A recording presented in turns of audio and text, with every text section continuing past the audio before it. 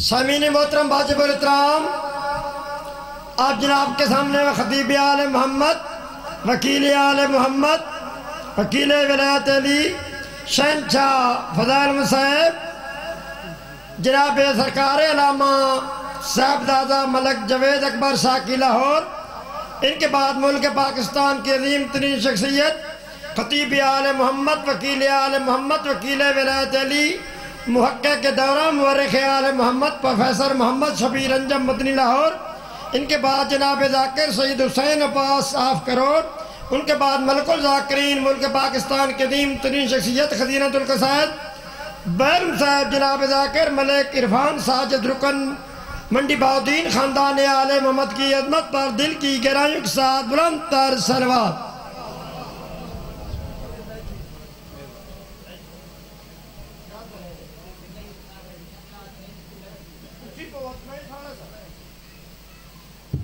اے مومن مخصوص مسجد پاک تعمیر کرندہ پہ جتنی پھارسنگ دوئی امداد کرو۔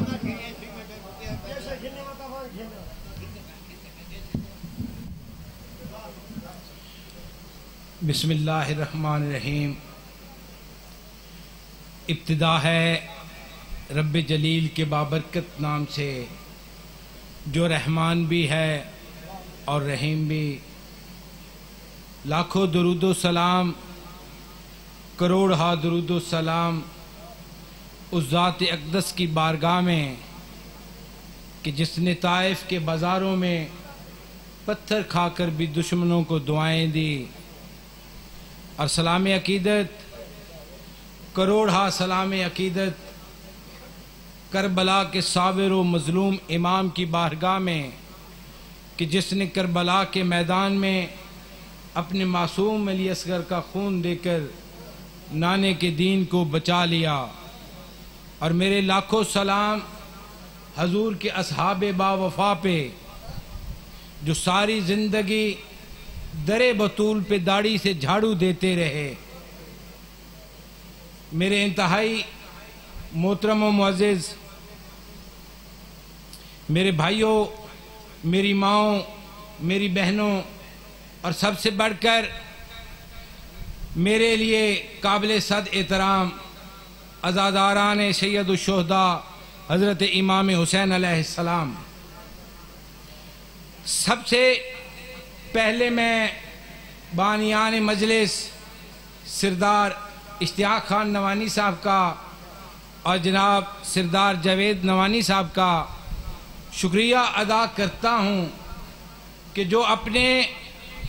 ہر پاکیزہ محفل و ذکر میں جہاں پہ اپنے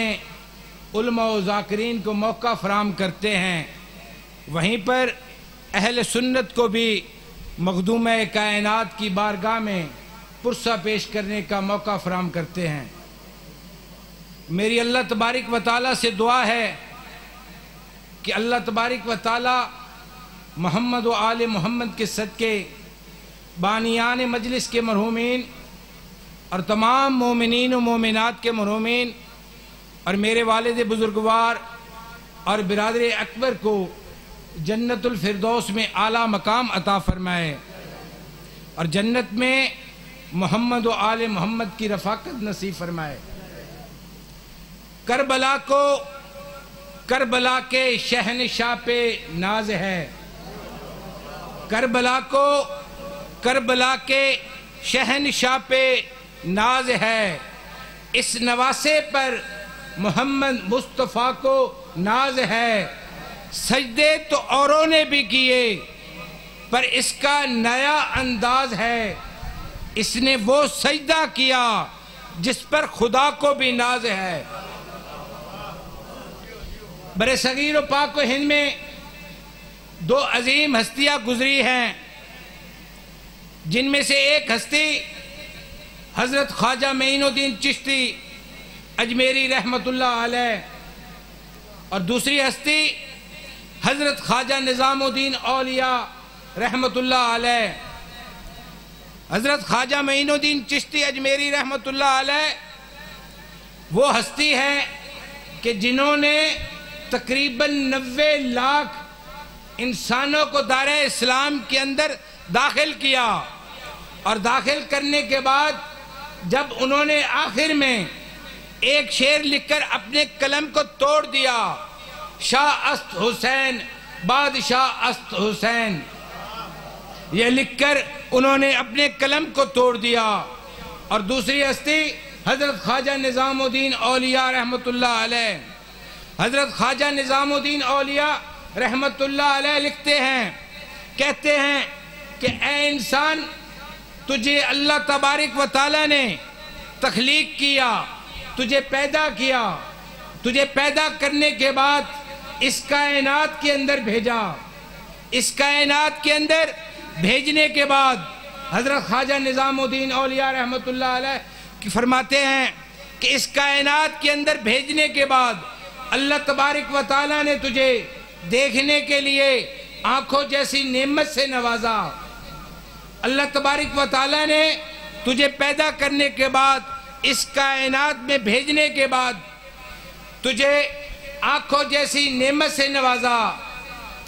اور حضرت خواجہ نظام الدین اولیاء رحمت اللہ علیہ فرماتے ہیں کہ اللہ تبارک و تعالیٰ نے تجھے پیدا کرنے کے بعد اس کائنات میں بھیجنے کے بعد ہاتھوں جیسی نعمت سے نوازا۔ خواجہ نظام الدین اولیاء رحمت اللہ علیہ فرماتے ہیں کہ اللہ تبارک و تعالیٰ نے تجھے پیدا کرنے کے بعد اس کائنات میں بھیجنے کے بعد پاؤں جیسی نعمت سے نوازا۔ اللہ تبارک و تعالیٰ نے تجھے پیدا کرنے کے بعد اس کائنات میں بھیجنے کے بعد عقل جیسی اور دماغ جیسی نعمت سے نوازا۔ اللہ تبارک و تعالیٰ نے تجھے بہت سی نعمتوں سے نوازا۔ اور اے بندے خدا، تو نے سوچا کہ میں اللہ تبارک و تعالیٰ کی ان نعمتوں کا شکر کیسے ادا کروں، تو نے سوچا کہ سردیوں میں اور گرمیوں میں، دھند کی راتوں میں تو نے اپنے گرم بستر کو چھوڑا۔ گرم بستر کو چھوڑنے کے بعد تو نے 5 وقت کی نماز ادا کی، اس لیے کہ اللہ تبارک و تعالیٰ کی نعمتوں کا شکر بھی ادا ہو جائے اور لوگ مجھے نمازی بھی کہیں۔ اے بندے خدا، تو نے اللہ تبارک و تعالیٰ کی نعمتوں کا شکر ادا کرنے کے لیے سخت بھوک اور پیاس کو برداشت کیا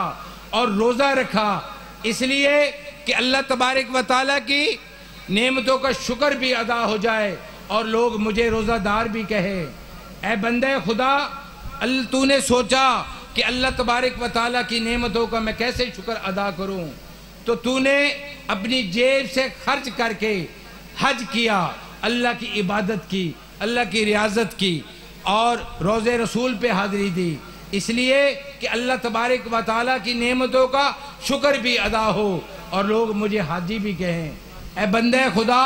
ایک وقت ایسا آئے کہ لوگ تیرے بارے میں یہ خیال کرنے لگے، یہ گمان کرنے لگے کہ تو بڑا متقی ہے، تو بڑا پرہیزگار ہے، تو بڑا حاجی ہے، تو بڑا نمازی ہے، تو بڑا روزے دار ہے۔ اے بندے خدا، ساری نیکیاں کرنے کے باوجود، ساری ریاضتیں کرنے کے باوجود، روزے رکھنے کے باوجود، حج کرنے کے باوجود،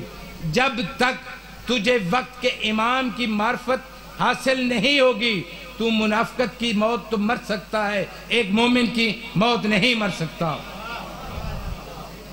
شب ہجرت جب رسول خدا صلی اللہ علیہ وآلہ وسلم کو دشمنان نے چاروں طرف سے گھیر لیا تو رسول خدا صلی اللہ علیہ وآلہ وسلم نے مولا کائنات کو اپنے بستر پہ سلایا تو مولا کائنات سے کسی نے پوچھا کہ یا مولا، آپ کو ڈر نہیں لگا شب ہجرت جب آپ رسول اللہ صلی اللہ علیہ وآلہ وسلم کے بستر پر سوئے؟ تو مولا نے جواب دیا کہ اس رات جس سکون سے میں سویا،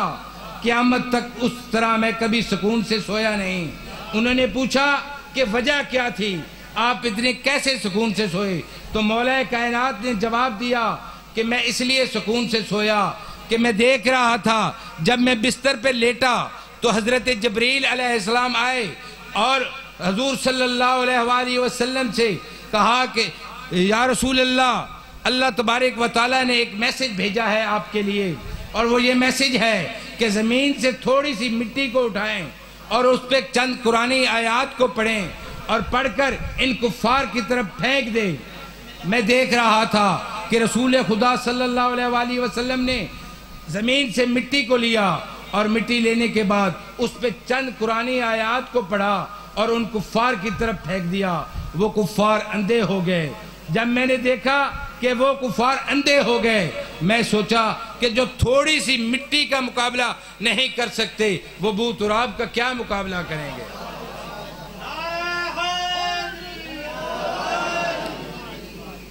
حضرت امام حسن علیہ السلام کسی جگہ موجود تھے تو ایک شخص کھڑا ہوتا ہے اور اپنے ہاتھوں کو جوڑتا ہے اور عرض کرتا ہے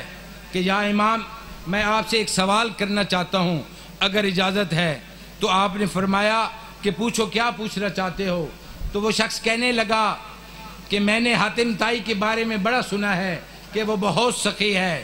تو آپ کے والد گرامی کے بارے میں بھی سنا ہے کہ وہ بہت بڑے سخی ہیں، تو آج مجھے بتائیں کہ ان میں سے کون بڑا سخی ہے؟ تو حضرت امام حسن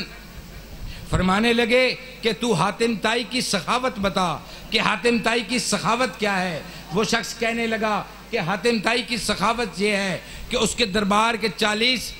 دروازے ہیں. جو سوالی پہلے دروازے پہ جاتا ہے اس کو خیرات دے دی جاتی ہے، وہی سوالی دوسرے دروازے پہ جاتا ہے اس کو خیرات دے دی جاتی ہے، تیسرے پہ جاتا ہے اس کو خیرات دے دی جاتی ہے، یہاں تک کہ وہ 40 دروازوں پہ جاتا ہے اسے منع نہیں کیا جاتا، اسے ہر جگہ سے خیرات دے دی جاتی ہے. اس لیے حاتم طائی کی یہ سخاوت ہے. تو حضرت امام حسن علیہ السلام مسکرائے اور فرمانے لگے کہ اے سوالی، تو نے اپنے سوال کا جواب تو خود ہی دے دیا کہ حاتم طائی کے دربار کے 40 دروازے ہیں. جو شخص سوالی پہلے دروازے پہ جاتا ہے اس کو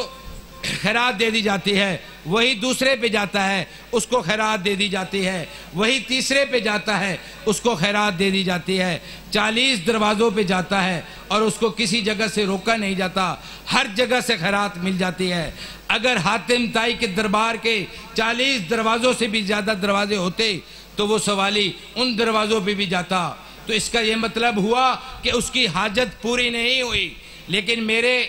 والد گرامی مولا مشکل کشا شیر خدا داماد رسول علی المرتضی کا ایک ہی دروازہ ہے. جو سوالی زندگی میں ایک مرتبہ اس دروازے پہ چلا جاتا ہے پھر ساری زندگی اسے کسی دوسرے دروازے پہ جانے کی ضرورت محسوس نہیں ہوتی. رسول خدا صلی اللہ علیہ وآلہ وسلم مسجد نبوی کے اندر خطبہ ارشاد فرما رہے تھے کہ اتنے میں ایک صحابی اپنے چھوٹے سے بچے کو لے کر صحابہ کرام کی صفوں کو چیرتا ہوا بالکل حضور صلی اللہ علیہ وآلہ وسلم کے سامنے آ کے بیٹھ جاتا ہے. حضور صلی اللہ علیہ وآلہ وسلم کی جب نگاہ اس صحابی پر پڑتی ہے تو آپ اپنے خطبے کو روک دیتے ہیں اور اس صحابی سے کہتے ہیں کہ اے میرے صحابی، میں دیکھ رہا ہوں کہ تو بڑا پریشان ہے، بڑا غمگین ہے، کیا وجہ ہے؟ وہ صحابی اپنی جگہ سے کھڑا ہوتا ہے اور اپنے ہاتھوں کو جوڑتا ہے اور عرض کرتا ہے یا رسول اللہ، یہ جو مسجد نبوی کے اندر صحابہ کرام موجود ہیں یہ مجھے گالیاں دیتے ہیں، یہ مجھے طعن و ظن کرتے ہیں، یہ کہتے ہیں کہ یہ جو میرا چھوٹا سا بچہ میرے ساتھ بیٹھا ہے کہ یہ بچہ حلالی نہیں، یہ بچہ حرامی ہے. تو رسول خدا صلی اللہ علیہ وآلہ وسلم نے ارشاد فرمایا کہ اے میرے صحابہ، میں جانتا ہوں کہ یہ بچہ حلالی ہے، یہ بچہ حرامی نہیں. تو اتنے میں ایک صحابی کھڑے ہوتے ہیں اور اپنے ہاتھوں کو باندھ کر عرض کرتے ہیں کہ یا رسول اللہ، میں قربان، میرے والدین آپ پر قربان، میں ان کے محلے میں رہتا ہوں، میں جانتا ہوں کہ یہ بچہ حلالی نہیں، یہ بچہ حرامی ہے. تو رسول خدا صلی اللہ علیہ وآلہ وسلم کا چہرہ غصے سے سرخ ہو جاتا ہے اور آپ کہتے ہیں بیٹھ جاؤ. اے میرے صحابہ، قیامت تک کے لیے یاد رکھنا کہ میں دیکھ رہا تھا کہ جب یہ صحابی اور اس کا بچہ یہاں بیٹھے تھے، میرا شہزادہ حضرت امام حسین علیہ السلام مسجد نبوی کے دروازے سے اندر داخل ہوتا ہے اور یہ بچے کی جب نگاہ میرے شہزادے پہ پڑتی ہے یہ اپنی جگہ سے کھڑا ہو جاتا ہے اور اپنے ہاتھوں کو باندھ لیتا ہے. ہاتھوں کو باندھنے کے بعد اپنی نگاہوں کو نیچے کر لیتا ہے. اے میرے صحابہ، قیامت تک کے لیے یاد رکھنا کہ میرے حسین کا عدد ایک حلالی کر سکتا ہے، حرامی نہیں کر سکتا. حضرت امام حسن حضرت امام حسن علیہ السلام کھیل رہے تھے، خلیفہ دوم حضرت عمر کا بیٹا حضرت عبداللہ وہ بھی کھیل رہے تھے کہ اتنے میں حضرت امام حسن علیہ السلام نے حضرت عبداللہ سے کہا کہ تو ہمارے غلام کا بیٹا ہے۔ تو وہ دوڑتے دوڑتے اپنے والد بزرگوار کے پاس جاتے ہیں، حضرت عمر کو کہتے ہیں کہ حضرت امام حسن نے آج مجھے بھرے مجمع کے اندر، بھرے بازار کے اندر غلام زادہ کہا ہے اور کہا ہے کہ تو ہمارے غلام کا بیٹا ہے۔ حضرت عمر ایک دفعہ بھی سنتے ہیں، حضرت عبداللہ دوسری دفعہ کہتے ہیں، حضرت عمر دوسری دفعہ بھی سنتے ہیں، حضرت عبداللہ تیسری دفعہ کہتے ہیں کہ حضرت امام حسن علیہ السلام نے مجھے غلام زادہ کہا ہے، مجھے نوکر کا بیٹا کہا ہے۔ تو حضرت عمر جب تیسری دفعہ سنتے ہیں تو اسے کہتے ہیں کہ واقعی حضرت امام حسن علیہ السلام نے تجھے غلام زادہ کہا ہے۔ تو حضرت عبداللہ کہتے ہیں کہ جی مجھے غلام زادہ کہا ہے۔ وہ کہتے ہیں کہ دوڑ کے جا اور دوڑ کے جا، حضرت امام حسن علیہ السلام سے یہ کاغذ پینسل لے کے جا اور لکھوا کے لا کہ میں ان کے غلام زادہ ہوں، میں ان کے غلام ہوں، نوکر ہوں۔ تو حضرت عبداللہ سوال کرتے ہیں اپنے والد سے کہ بابا جان آپ خلیفہ وقت ہیں، آپ دوم خلیفہ ہیں، آپ اس وقت اس صدارت کے منصب پر فائز ہیں اور آپ کہہ رہے ہیں کہ حضرت امام حسن علیہ السلام سے میں لکھوا کے لاؤں۔ تو حضرت عمر فرماتے ہیں کہ اے عبداللہ تجھے پتہ نہیں کہ حضرت امام حسن علیہ السلام کے نانا کون ہیں؟ حضرت امام حسن علیہ السلام کے جیسے نانے جیسا تیرا نانا نہیں، حضرت امام حسن علیہ السلام کے بابا جیسا تیرا بابا نہیں، حضرت امام حسن علیہ السلام کی والدہ جیسی تیری والدہ نہیں، حضرت امام حسن کے دادا جیسا تیرا دادا نہیں، تیرا اور اس کا کیا مقابلہ، دوڑ کے جا اور لکھوا کے لا۔ آگے حضرت امام حسن نے لکھ کے دیا یا نہیں لکھ کے دیا یہ وہ جانے اور ان کا کام جانے۔ ہم یہ سمجھتے ہیں کہ آج جو صحابہ کرام اور اہل بیت میں تفرقہ ڈالنے کی کوشش کرتے ہیں کہ یہ صحابہ کرام افضل ہے، اہل بیت افضل ہے، آج سے 1400 سال قبل حضرت امام حسن کو حضرت عمر نے حضرت امام حسن علیہ السلام سے یہ لکھوانے کے لیے اس لیے کہا تھا کہ آج کے بعد اگر کوئی میرا اور امام حسن اور اہل بیت کا کوئی مقابلہ کروانا چاہے تو یہ میرے کفن سے نکال کر ان کو یہ رسید دکھا دینا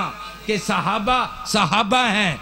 جو جنت کی بھیک مانگے اسے صحابی کہتے ہیں اور جو جنت عطا کرے اسے اہل بیت کہتے ہیں۔